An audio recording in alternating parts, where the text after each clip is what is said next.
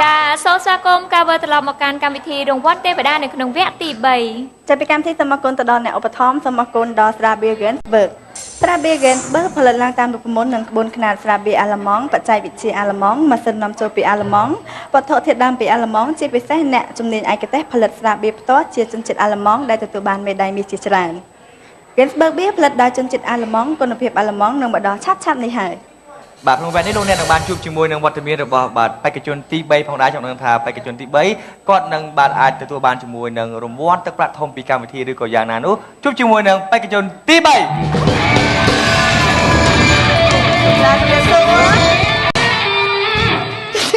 ចាមានឈ្មោះអ្វីដែរបងប្រុសបាទខ្ញុំឈ្មោះវិតអាយុប៉ុន្មានដែរអាយុ24ឆ្នាំ24ឆ្នាំបាទសប្តាហ៍ថ្ងៃសិក្សាឬក៏ប្រកបជាការងារអ្វីហើយបាទខ្ញុំធ្វើជាងម៉ាស៊ីនណាបាទមានលំនៅឋានទីណាដែរនៅសង្កាត់លម៉ែ6នេះចាបាទចាបងប្រុសធ្លាប់មានបទពិសោធន៍នៅការឡើងនៅលើអាគារខ្ពស់ៗឬក៏ដូចជាដើមឈើអីដែរទេធ្លាប់ឡើងហ្មងធ្លាប់ឡើងដើមឈើចាកម្ពស់ប្រហែលជាប្រហែលម៉ែត្រដែរខ្ពស់ជាងរងទឹកប្រាក់របស់យើងដែរទេខ្ពស់ខ្ពស់អូបើសិនជាខ្ពស់អញ្ចឹងខ្ញុំជឿថា 6500 នៅក្នុងសប្តាហ៍នេះនឹងធ្លាក់នៅលើដៃបងប្រុសជាមែនទេបាទអរគុណបងបាទជឿជាក់ប៉ុន្មានភាគរយដែរ70%បាទបាទឃើញបេក្ខជនទី1ទី2ដែលគាត់បានទទួលបានទឹកប្រាក់ប៉ុណ្ណឹងគឺថានឹងអាចយកបានច្រើនជាងគាត់ឬក៏យ៉ាងណាដែរតែជាអាចអូបាទខ្ញុំច្រើនមែនទេបាទអញ្ចឹងសូមជូនពរបងប្រុសចាមុននឹងជួបជាមួយនឹងការលេងហ្គេមរបស់យើងសូមជួបជាមួយនឹងលក្ខន្តិកៈនៃកម្មវិធីជាមុនសិនចាលក្ខន្តិកៈនៃកម្មវិធីរង្វាន់ទេវតា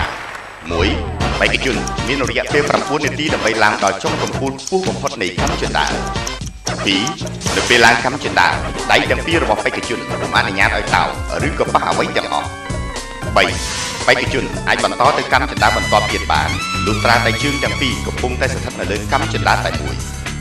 4ប្រសិនបើធ្លាក់មកក្រោមឬដល់ពេលវេលាកំណត់បេក្ខជនពុំទាន់អាចឡើងដល់កម្មជណ្ដើរចុងក្រោយ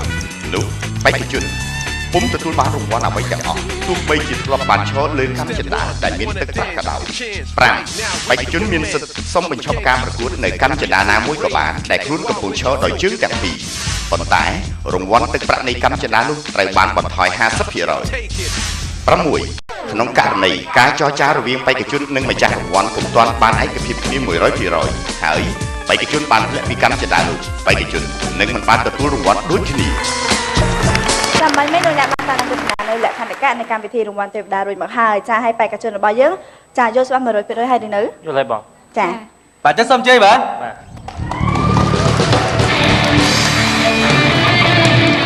Are you ready? Okay. Go.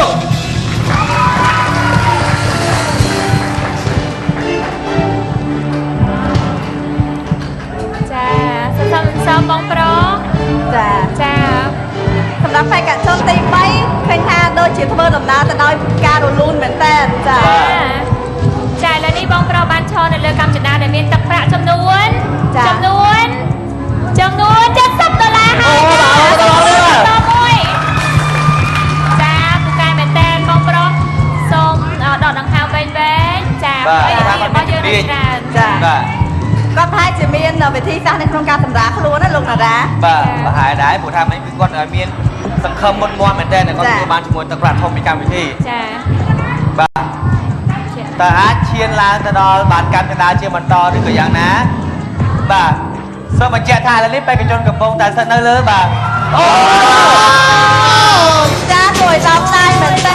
សោកស្ដាយមែនតើបាទខ្ញុំគាត់ណាសិនព្រោះឥឡូវគាត់អត់ទាន់ធ្លាក់មកទេណាបាទប៉ុន្តែគឺគាត់បានបោកអត្ថិភាពទទួលបានទឹកប្រាក់ពីកម្មវិធីហើយប៉ុន្តែបើសិនជាឲ្យគាត់ឡើងសាកល្បងបាទគេថាចង់សាកល្បងបន្តទៀតទៅឥឡូវសូមធ្វើការសាកល្បងតែម្ដងបាទសូមជ័យបាទ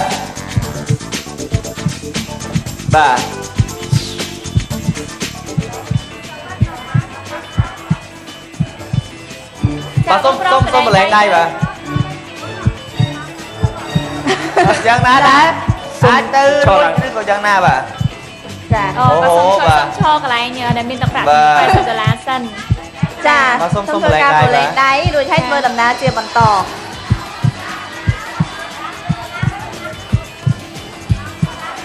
បាទយ៉ាងណាដែរបាទរួចទេបាទរួចហើយបាទអូលយមែនតើចាំបងបាទ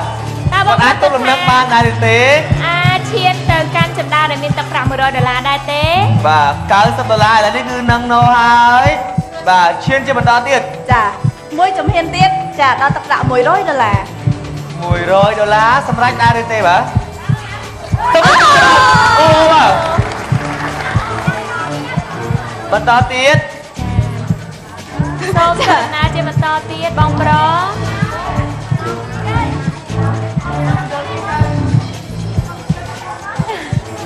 យ៉ាងមិនទៅហើយទឹកប្រា អាច ក់ នៅរួចទេមើលតើបាទ ប្រាក់ ពិតជាអស្ចារ្យមែនទេ ចាពេលនេះថាសល់តែមួយតោនទៀតទេទឹកប្រាក់ចំនួន$300 រួចទេរួចទេបាទអើទេបាទអូបាទ ដូចថាកាន់តែធ្វើដំណើរទៅដូចគាត់មានការជឿជាក់កាន់តែច្រើនហើយគាត់ដូចថាអារម្មណ៍គាត់ដូចមូលណា ចានៅសល់តែ5កម្មចន្ទាទៀតទេនឹងឈានរកទឹកប្រាក់$6,500ពីកម្មវិធី ចាឥឡូវនេះគាត់ធ្វើ រួចទៀតហើយអូបាទចិត្តឈានទៅដល់ទឹកប្រាក់$1,000ឥឡូវនេះគឺគាត់កំពុងតែឈរនៅលើកម្មវិធីដែលមានទឹកប្រាក់$0បាទ ចាខំប្រឹងឡើងខំប្រឹងឡើង យ៉ាងណាដែរបាទ តែមួយកម្មទៀតទេបងប្រុស ចា មួយកម្មទៀត ចា អូយ បាទពិតជាអស្ចារ្យមែនទែនសម្រាប់បេក្ខជនរបស់យើងបាទ នៅក្នុងសប្តាហ៍ $1,500កម្មជាបន្តយ៉ាងណាដែរ ចា អូ ចា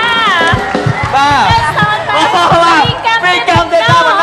បាទ ចាលោកអ្នករាសង្កេតឃើញថាបេក្ខជនក៏ដូចជាបេក្ខនារីដែលធ្វើ ប្រ ការ ងស្បែកសាគមទៅលើបាទ ដែលធ្វើការដើមនោះនៅពេលដែលបាត់បង់ការប្រកួតឈានទៅដល់ អូ ចា បាទ ចានៅពេលដែលគាត់ឈានទៅរកការសាកល្បងឃើញថាគាត់អាចឡើងបានកម្មខ្ពស់មែនតើ តបអូ បាទកុំតោបាទអត់បញ្ហា